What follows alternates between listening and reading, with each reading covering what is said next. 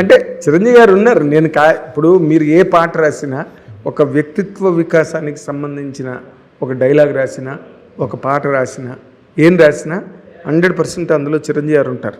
అవునండి. ఎందుకంటే చూసేవాళ్ళు మీరు చిరంజీవి గారి గురించి ఎప్పుడు గొప్పగా చెప్తుంటారండి అని నాకు కింద కామెంట్లు పెడుతుంటారు. చిరంజీవి గారి గురించి గొప్పగా చెప్పడమే ఉండదు. చిరంజీవి గారి గురించి చెప్తే అది గొప్పగా ఉంటుంది. ఎందుకంటే ఆయన అలాంటి సందేశాన్ని తన పని ద్వారా అన్ని తరాలకి ఇచ్చారు కాబట్టి, అన్ని తరాలుగా ఒక పర్సనాలిటీ డెవలప్మెంట్. మీ పర్సనాలిటీ డెవలప్మెంట్ అన్నారు కాబట్టి మీకు ఇంగ్లీష్లో కూడా బాగా అభినవేశం ఉండడం వల్ల మీతో పంచుకోగలిగే మాటలు చెప్పండి. మామూలు వ్యక్తిత్వ వికాసానికి సంబంధించి చాలామంది వర్క్షాప్స్ చేస్తూ ఉంటారు, కొంతమంది గెస్ట్ లెక్చర్స్ ఇస్తూ ఉంటారు. గంటన్నర సేపు జరుగుతూ ఉంటాయి. అవి వినే అవకాశం సామాన్యులైన కొంతమందికి, లేకపోతే తక్కువ చదువున్న కొంతమందికి కలగకపోవచ్చు. ఆ వర్క్షాప్స్కి వెళ్ళే ఆర్థిక స్తోమత ఉండకపోవచ్చు. కానీ వాటన్నిటిలో చెప్పే కొన్ని ముఖ్యమైన సెంటెన్స్లు ఉంటాయి కదా, వాటిని మన తెలుగు వ్యవహారిక భాషలోకి క్లోన్ చేయడం జరిగింది ఈ పాటలో. రావడమే మొదట్లోనే మనకేం చెప్తారు, రకరకాల మంది రకరకాల దారుల్లో ఉంటారు, మేక్ యువర్ ఓన్ వే అనేది ఎక్కువ చెప్తూ ఉంటారు. దాన్ని మొదట్లోనే వచ్చేసాం, అడ్డే లేని దారే రారా. దారికి అడ్డు ఎప్పుడు ఉంటుంది? అవి తొలగించినప్పుడు. నువ్వు అడ్లున్న దారిలో వెళ్ళి అవి తొలగించేస్తే అది అడ్డే లేని దారి అవుద్ది. నీ దారి అడ్డే లేని దారి. హద్దే లేని తీరై రారా. ఒక చోటే ఒక ఆలోచనతోనే ఒక రకమైన విధానంతోనే ఉండిపోకుండా నీ తీరుకి ఒక లిమిట్స్ ఉండకూడదు. నీ అవధులన్నీ చెరిపే అనడానికి పుష్ యువర్ లిమిట్స్ అనొచ్చు, లేకపోతే ఎరేజ్ యువర్ లిమిట్స్ అనొచ్చు. ఇలాంటివన్నీ చెప్తూ ఉంటారు కదా. అలాగే నీలో 6 నూరైరా. ఆంజనేయ స్వామి అలా ఉన్నప్పుడు ఆంజనేయ స్వామిగా ఉంటాడు. జాంబవంతుడు పొగిడినప్పుడు అతని విశ్వరూపం చూపిస్తాడు కదా. సో నీలో 6 ఉందనుకుంటున్నావు, 6 100 దాకా ఉంది. 6ని 100 చేసి నీలో 6 నూరైరా, మందల్లోంచి వేరైరా. అంటే థింక్ డిఫరెంట్ అని చెప్తూ ఉంటారు ప్రతి వాళ్ళు.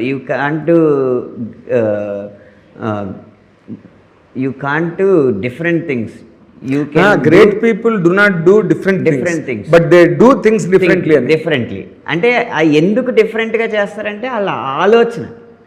100 మంది ఒకలాగా ఆలోచిస్తే వాళ్ళ ఆలోచన ఇంకో వైపు ఉంటుంది. అందుకే మందల్లోంచి వేరైరా. మందలో ఉన్నవాడే, వేరే వచ్చినవాడే నాయకుడు అవుతాడు కదా. మందల్లోంచి వేరైరా. లాస్ట్ లైన్ మరీ బాగుంటుంది. నీ రాక చూసి లోకం చేసే హోరైరా. అంటే ఒవేషన్, స్టాండింగ్ ఒవేషన్. అదే హోరైరా అంటే ఒక ఎన్కోర్ అంటారు ఇంగ్లీష్లో, అండ్ ఒవేషన్. ఇవన్నీ వాళ్ళు వస్తుంటేనే మొత్తం సరౌండింగ్స్ మొత్తం ప్రభావితం అవుతాయి, చైతన్యం అవుతాయి. చిరంజీవి గారు ఎక్కడికైనా రకమైన స్పందన, ఒక రకమైన నీరాజనం, ఎలక్ట్రిసిటీ కనపడగానే మోగే చప్పట్లు, అరుపులు, ఈలలు, కేరింతలు అన్నీ కలిపి ఒక హోరు ఉంటుంది కదా. అదేంటి ఆ హోరు? ఓహో ఎవరో వచ్చారు గొప్పవాళ్ళు అని ఒక్కవైపు లోకం మొత్తాన్ని అటువైపు తిరిగేలా చేస్తూ ఉంటారు. అలా వచ్చి అలాగే intro, don't be an introvert.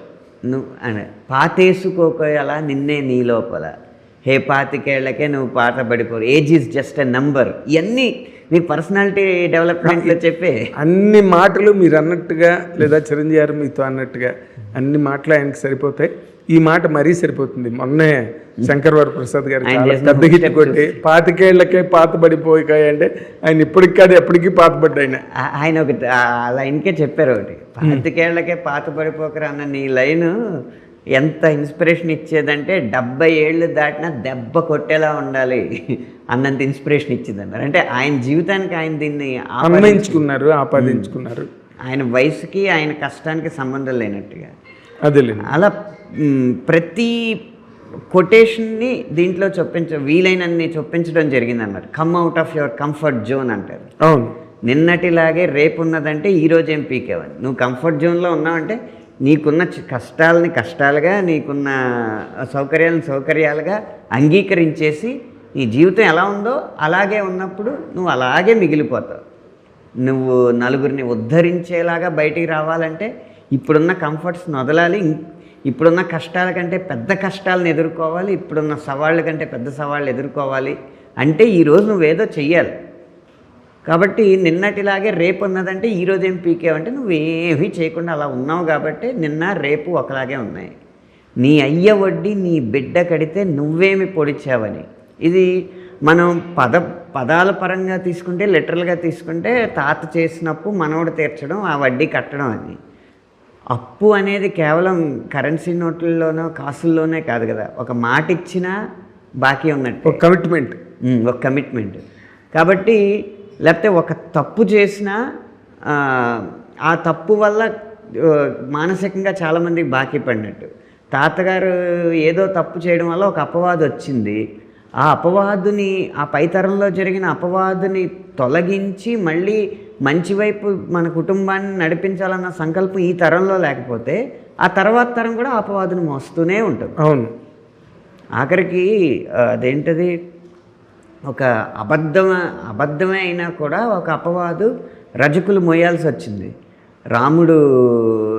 రాముడిని నానా మాటలు అన్నాడు ఒక చాకలైన, దానివల్ల ఆ సీతను అడవుకు పంపారని.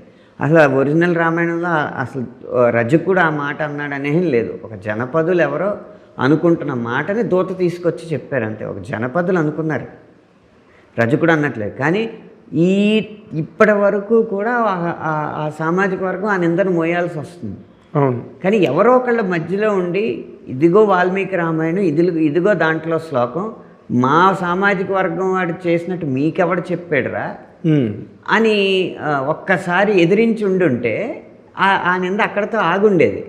అది ఈసారి ఎప్పుడు అలా అనకూడదని ప్రభుత్వం చట్టమే తెచ్చేదేమో. అది అనకుండా అది మోస్తున్నారు చూసారా నింద. అందుకు నిన్నట్లాగే రేపు ఉంటుంది.